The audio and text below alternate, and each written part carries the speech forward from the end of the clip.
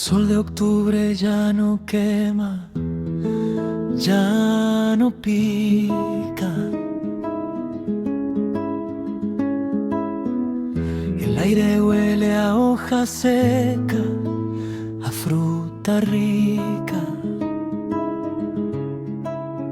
Desde el panal yo, abeja obrera, miro atenta, sabiendo que el invierno ya se acerca y se presenta.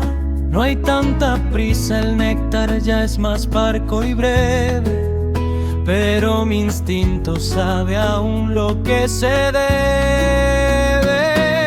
Zumba, zumba mi colmena, llenando la despensa, es mi faena.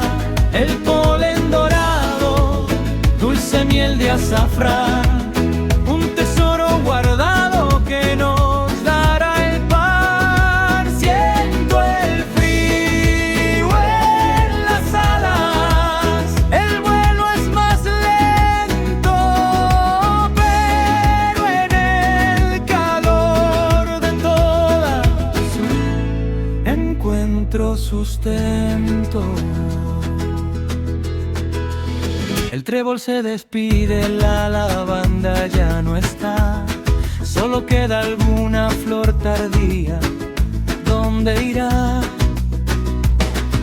Siento en mis antenas la humedad de la mañana, menos salidas al campo, menos luz temprana. Ya no somos tantas fuera, la reina ordena ahorrar, la labor es de limpiar y de sellar. Zumba, zumba mi colmena, llenando la despensa, es mi faena. El polen dorado, dulce miel de azafrán, un tesoro guardado que nos dará el pan. Siento el frío en las alas, el vuelo es más lento, pero en el calor de todas encuentro sustento. Todas juntas miles somos, formamos un abrigo, vibrando fuerte el músculo, venciendo al castigo. Somos un solo cuerpo, latiendo sin parar, calentando la cera para poder invernar. Siento la paz del deber, la unidad que nos salva, esperando pacientes la primavera brava. Zumba, zumba mi colmena, llenando la despensa, es mi faena. El polen dorado, dulce miel de azafrán, un tesoro guardado que nos dará el pan. Siento el frío en las alas, el vuelo es más lento, pero en el calor de todas encuentro sustento. Duerme, duerme amiga mía, que ya llega el mes de noviembre, la miel ya está guardada y el mañana es siempre zumbido que se apaga lentamente.